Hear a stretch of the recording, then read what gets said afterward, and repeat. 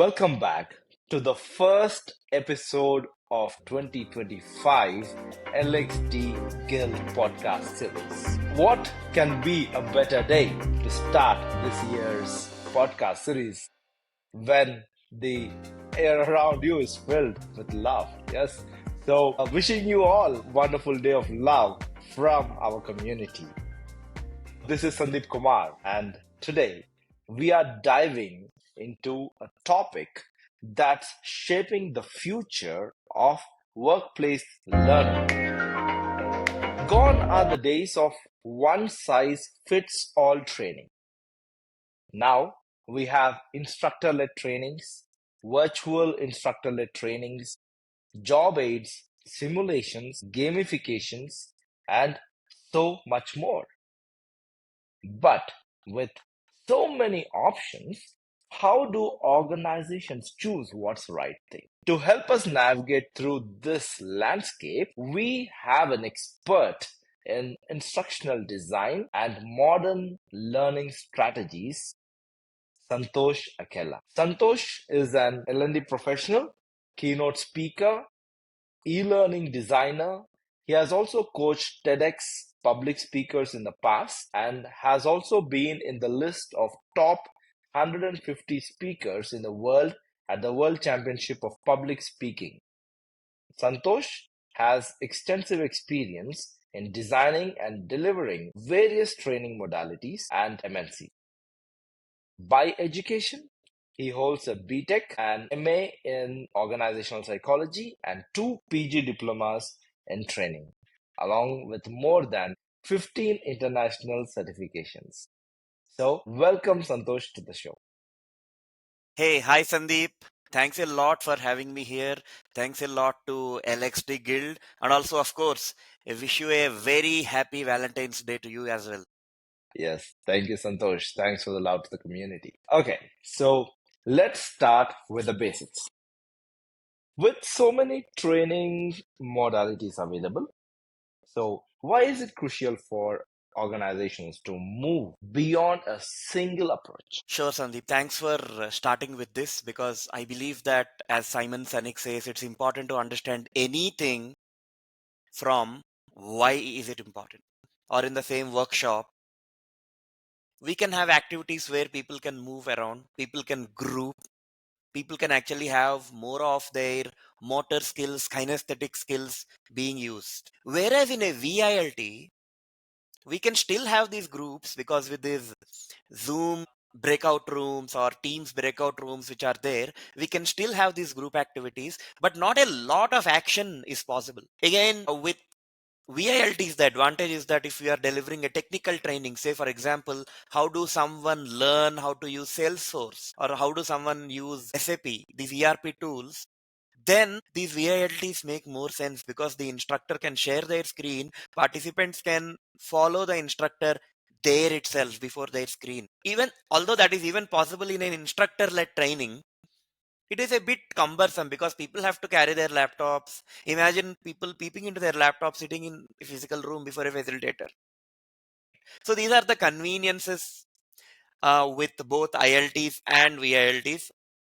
In a nutshell, if I have to summarize everything, anything that can be done face to face, anything that requires more of a human connection, say I am building a leadership team, I want to do a team building program, yes, an ILT makes more sense. Or say I am building or I am helping a team of technical experts to excel on a tool, then I can either go for an ILT or a VILT. But as we were discussing, to have the cost advantage, probably we can go for VILT as well. It doesn't matter there.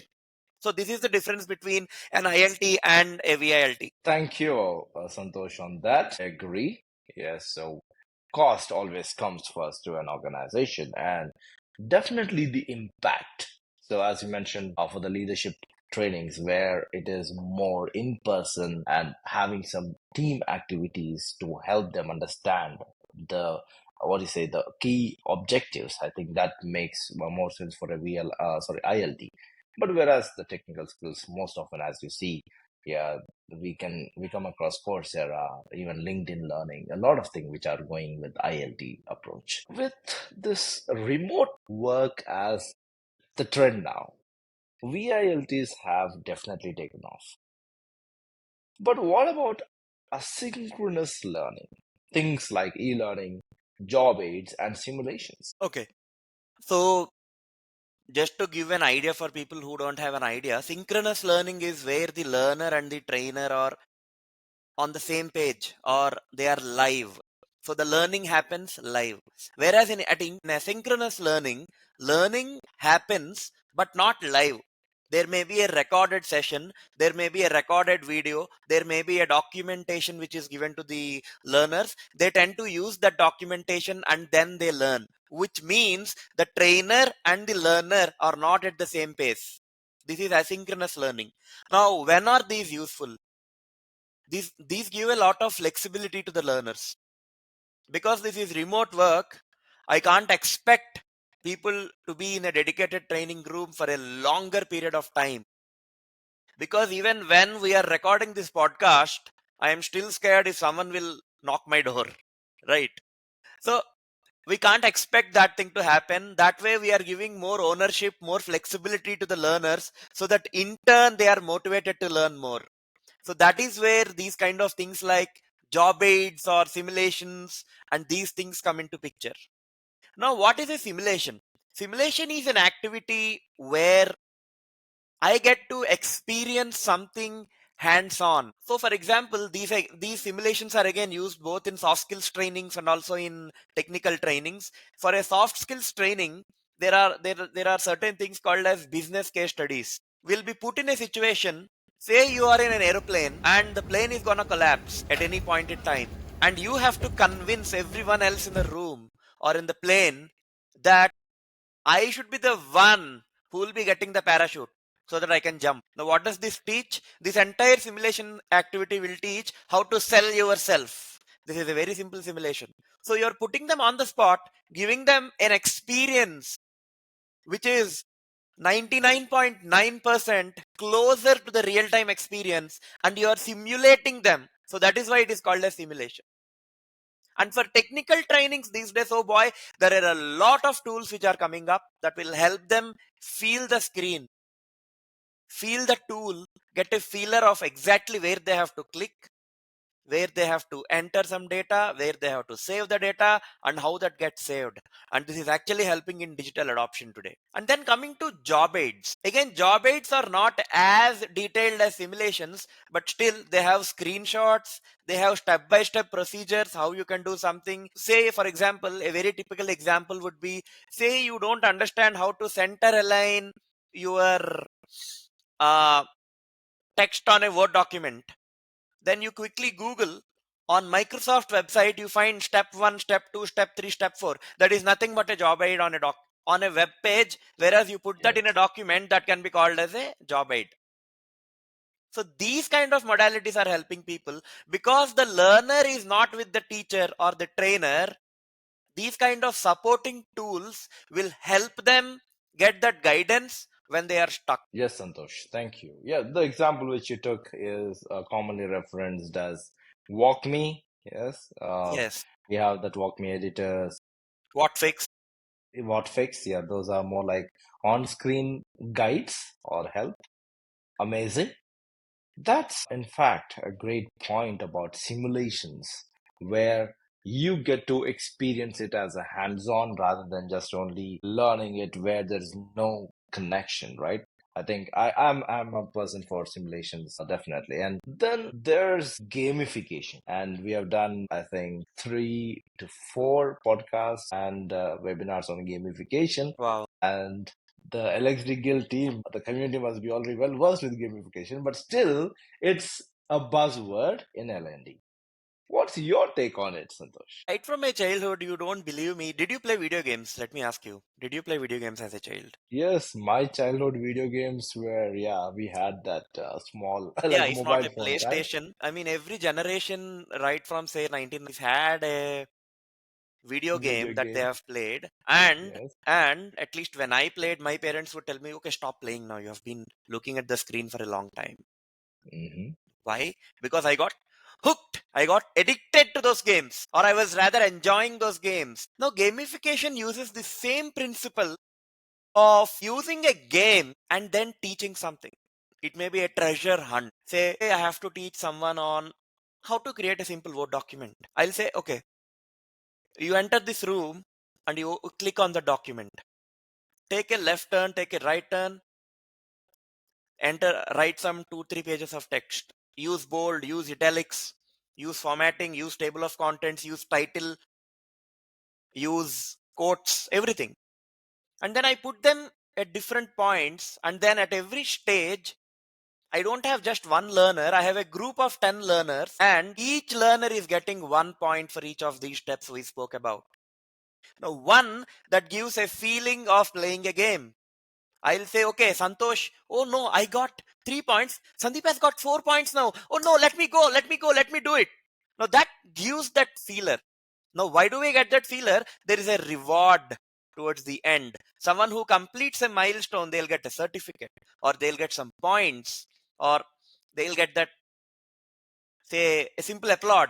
Even that helps. Yes, a Shout leaderboard. outs, these kind of things. Yes. So with a leaderboard, there is a gamification which is being built. So instead of teaching something, you know, just dry narration or a dry ILT or a dry VILT, it's not that you have to do it, but you just get into it and get immersed into it. And that's what gamification can offer to you. That's really insightful, Santosh. I get to see that transition happening with the regular so-called boring trainings, which are those compliance trainings, right? I get to see a huge transition happening in a few of the organizations and even which we develop. So that is, for example, you're talking about cybersecurity. So it's not that click, click, click, click, and you finish, and there's a test assessment which you need to get 80% yeah, score, and then you are back to your busy work. Yeah, you have some deliverables. So instead of that, now if you see that element of gamification imbibed into that, and definitely that would be more enriching both for the learner as well as the organization, because organization's intent is not just to assign one course to get complete it, right? It is very important for organization's compliance perspective, which cannot be shared directly to the learners or the employees and saying that, hey, this is so important, so you go ahead and complete it. No, all they can do on LLMS is assign it as a mandatory course. And I think how the course is structured and built definitely matters if that is really making the impact on the employee. So I think, yeah, that's really great. And yeah, you took me to my that olden days where, yeah, childhood days where those, we used to have like this DVR and we used to insert all the CDs and then we Super used to Mario. play. Yeah, Super Mario. Yeah. So that's impressive. If an organization is designing a training program, so how do they decide which modalities are good to use? One thing, keep the learner at the center of choosing, designing, or delivering the modality, which is learner centricity. It all comes with the TNA, which is the training needs analysis, wherein we define what is the skill level that has to be built. One.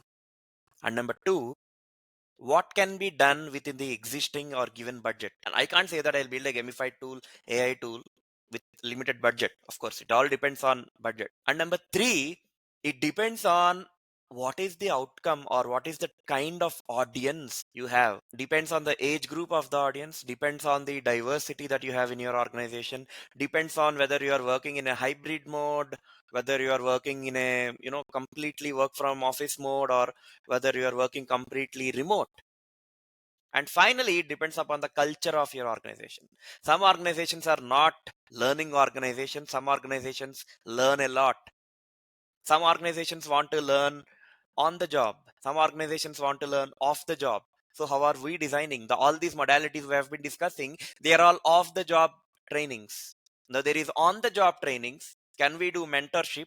Can we do coaching? Can we do uh, I mean, a blend of coaching followed by a training? So all these things define the modality that we choose. It's not like, okay, if it is cybersecurity, I will do gamification. No, it depends on the organization and different other factors that we have just discussed. Love that. That's a solid framework, Santosh. Before we wrap up, what's one key takeaway for L&D professionals, especially the LXD Guild community, looking to modernize their training strategy? One thing I would have said, it's learner centricity. Again, like I said, but in fact, I would have given 2 points as my final thoughts. One being learner centricity, but the second thing being sustainability. Are your trainings sustainable? Now, I'll give a very quick story before we close. We were designing a job aid, and there were a lot of empty spaces coming in the Word document. And because of these empty spaces, 40-page document can become a 50-page document. And Yes. if a 50-page document, no, see, we'll simply say, what's the big deal? Okay, it's just that we are leaving more empty spaces. No, it's about printing more paper. So are your training sustainable? Are we having this? I don't think, I mean, there is sustainability in all the other verticals, say in marketing, say in everything. But in training, we don't speak about sustainability. I think we should design our trainings to be sustainable. Given the era of digital learning, given the era of online trainings, how less can we print? Yes. I agree to that. That's a fantastic advice, Santosh. Thank you so much for sharing great insights today. And I think we got pretty good number of examples which we can adopt and implement in our training strategies. Thank you very much. Thank you. Thanks a lot, Sandeep. And again, once again, thanks a lot to the LXD Guild community. Thank you, Santosh. It was great having you with us today. And thank you for tuning in, all the listeners and all the ones who are watching it.